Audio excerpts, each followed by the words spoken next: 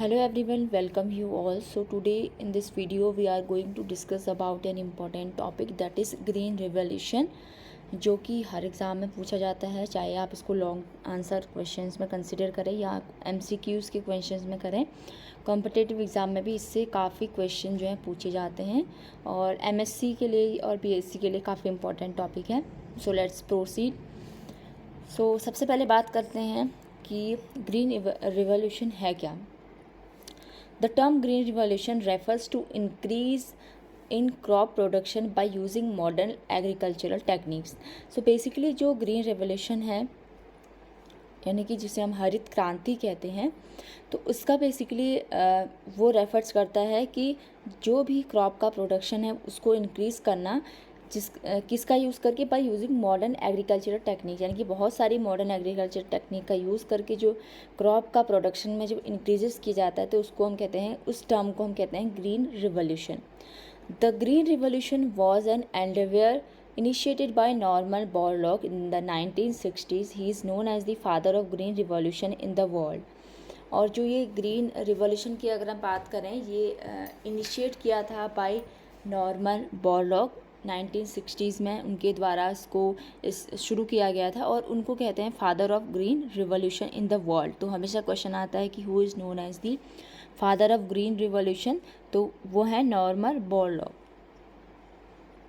Next है, it led to him winning the Nobel Peace Prize in 1970 for his work in developing high yield variety seeds of wheat. तो इसकी वजह से ही, यानी कि उन्होंने ग्रीन रिवॉल्यूशन में काफ़ी काम किया था नॉर्मन बोरलॉग ने, तो इसी के चलते उनको 1970s में नोबेल पीस प्राइज़ भी मिला था। और क्योंकि उनका जो ख़ास तौर पर जो उनका काम था वो था developing high yield variety of seeds, जिनको HVS भी बोलते हैं शॉर्ट में। उन्होंने वीट की कुछ ऐसी वैरायटी डेवलप की थी जिससे हाई यील्ड मिलती है, क्रॉप का प्रोडक्शन इंक्रीज़ होता है। Next is, in India the green revolution was mainly led by MS Swaminathan. तो आपको कंफ्यूज नहीं होना है, अगर हम बात करें कि फादर कौन है, तो फादर में आपको कंसिडर करोगे नॉर्मन बोरलॉग को। बट अगर हम बात करें कि इंडिया में कौन इसको ओरिजिन को लेके आया, ग्रीन रिवॉल्यूशन को किसने ओरिजिनेट किया था इंडिया में, तो वो था बाय MS स्वामीनाथन। और अगर आता है कि father of Indian green revolution वो कौन थे, तो आप लिखोगे MS Swaminathan. The Green Revolution resulted in a great increase in production of food grains, especially wheat and rice, due to the introduction into developing countries of new high-yield variety seeds beginning in the mid-20th century.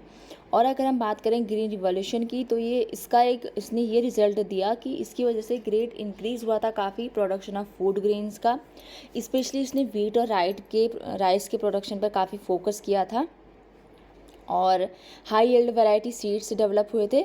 ये लगभग mid-20th century के बीच में ये सब इसकी शुरुआत हो गई थी।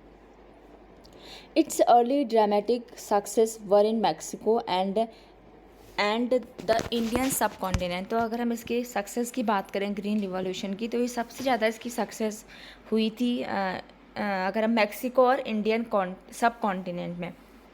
The Green Revolution is spreading over the period from 1967 to 68 to 1977-78 changed India's status from the food deficient country to one of the world's leading agricultural nations.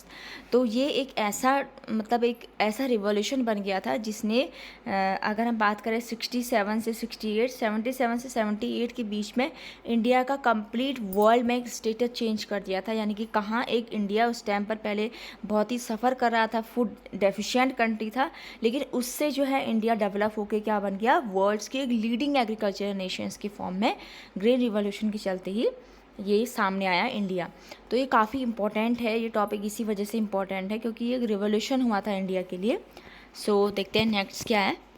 तो ये आप देख सकते हैं, ये है MS स्वामीनाथन, आप देख सकते हैं, और ये है नॉर्मन बोरलॉग जिन्हें फादर ऑफ या ओरिजिन ऑफ क्या कहते हैं ग्रीन रिवॉल्यूशन बोला जाता है, और इसको इंडिया में बोला जाता है MS स्वामीनाथन को। अब थोड़ा इसका बैकग्राउंड जान लेते हैं कि किस तरीके से इसकी शुरुआत हुई थी इंडिया में। 1943 की अगर हम बात करें तो वो एक ऐसा टाइम था जो कि वर्ल्ड में बहुत ही बुरी तरीके से जो है वर्ल्ड फूड क्राइसिस से जूझ रहा था, जिसको हम कहते हैं बंगाल फेमिनाइन। जो भुखमरी वगैरह की जो सिचुएशन थी उसमें ये सब हुई थी, जिसकी वजह से लगभग 4 मिलियन जो पीपल हैं ईस्टर्न इंडिया में इस हंगर की वजह से, क्राइसिस की वजह से उनकी डेथ हो गई। लेकिन इंडिपेंडेंस के बाद भी 1947 में जब इंडिया को इंडिपेंडेंट मिली, तो उसके बाद भी जो है 1947 से 1967 तक भी जो है गवर्नमेंट ने बहुत ज़्यादा फार्मिंग एरिया पे जो है फोकस तो किया, बट बहुत ज़्यादा उतना ध्यान नहीं दिया।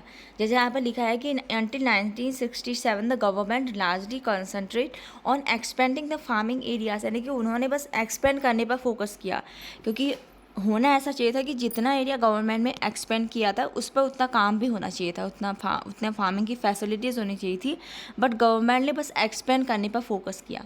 But the population was growing at a much faster rate than food production. लेकिन उस टाइम पे क्या था कि जब जितना फूड का प्रोडक्शन नहीं हो रहा था उससे कहीं ज़्यादा जो है पॉपुलेशन बढ़ रही थी, जनसंख्या बढ़ रही थी। अब वही बात है कि अगर प्रोडक्शन कम है और पॉपुलेशन ज़्यादा है तो उस वजह से कहीं ना कहीं फूड के क्राइसिस होंगे, अवेलेबिलिटी नहीं हो पाएगी। This called for an immediate and drastic action to increase yield. तो ये एक ऐसा टाइम था कि जिसकी वजह से कहीं ना कहीं एक एक्शन लेने की ज़रूरत थी कि जिससे पूरा चेंजेस आ जाएं, ड्रास्टिक चेंजेस आ जाएं। The action came in the form of green revolution. तो ये जो एक्शन लिया गया कि किस तरीके से जो फूड का प्रोडक्शन है वो किया जाए ज़्यादा से ज़्यादा, और जो फार्मिंग एरियाज़ एक्सपेंड हुई है उन पर उतनी अवेलेबिलिटी या उतनी फैसिलिटीज़ प्रोवाइड की जाए, तो वो सब आया कम्स अंडर ग्रीन रिवॉल्यूशन। तो इस तरीके से ग्रीन रिवॉल्यूशन की शुरुआत हुई थी। The green revolution in India refers to the period when Indian agriculture saw adoption of modern method. जैसे मैंने अभी आपको पहले बताया था कि ग्रीन रिवॉल्यूशन का मतलब है कि इंडिया के लिए कि ऐसी टेक्निक्स का यूज़ करना जिससे कहीं ना कहीं क्रॉप का प्रोडक्शन बढ़ता है, हाई यील्ड वैरायटी की जो सीड्स है उनका प्रोडक्शन बढ़ता है। जैसे अगर हम बात करें मॉडर्न मेथड, जैसे ट्रैक्टर का यूज़ होता है, इरीगेशन की फैसिलिटीज़ है, पेस्टिसाइड्स एंड फर्टिलाइजर्स जो हैं, इन सब का यूज़ जब बढ़ता है मॉडर्न चीज़ों का, तो उसी को हम रेवोल्यूशन कहते हैं। It was funded by the US and the Indian government and the Ford and Rockefeller foundation. तो ये जो है फंडेड किया गया किसके थ्रू, US के थ्रू और इंडियन गवर्नमेंट के थ्रू, और साथ में फोर्ड एंड जो रॉकफेलर फाउंडेशन है उसके थ्रू उसको फंड किया गया। The green revolution in India is largely the wheat revolution, as the wheat production increases by more than 3 times between 1967-68 and 2003 to 4, while the overall increase in the production of cereals was only 2 times. So if अगर हम बात करें green revolution in India की, तो इसकी वजह से कहीं ना कहीं जो वीट का प्रोडक्शन है वो बहुत ज़्यादा हुआ था। इसमें बताया गया कि अगर बात करें तो 3 गुना ज़्यादा उसका प्रोडक्शन इस जो ईयर्स आपको दिए गए हैं यहाँ पर बहुत ज़्यादा इसका ज़्यादा जो है ये सब प्रोडक्शन हुआ था। अगर हम एवरेज यील्ड की बात करें per hectare of crop growing की 50 से 51 और 99 से 2000 के बीच में कितना यील्ड हुआ था पर हेक्टेयर ग्राम के फॉर्म में, तो आप देख सकते हैं ईयर दिया है, राइस का प्रोडक्शन आपको दिया है, वीट का प्रोडक्शन दिया है कि 99 से 2000 के बीच में सबसे ज़्यादा वीट का प्रोडक्शन हुआ था। तो आप ये डेटा देख सकते हैं, पल्सेस का दिया हुआ है बाकी। अब हम बात करेंगे ऑब्जेक्टिव्स पढ़ लेते हैं, उसके बाद बाकी जो इंपॉर्टेंट चीज़ें हैं वो हम फिर आगे डिस्कस करेंगे नेक्स्ट वीडियो में, क्योंकि वीडियो काफ़ी लंबी हो जाएगी।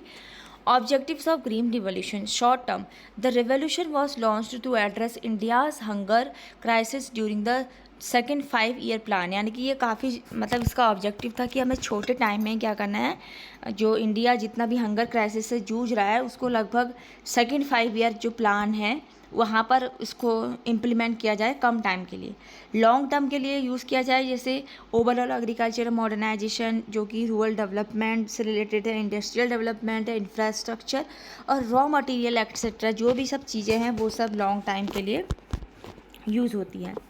नेक्स्ट वन इज़ एम्प्लॉयमेंट का मतलब है to provide employment both agriculture and, ये तो है इसका ऑब्जेक्टिव थी।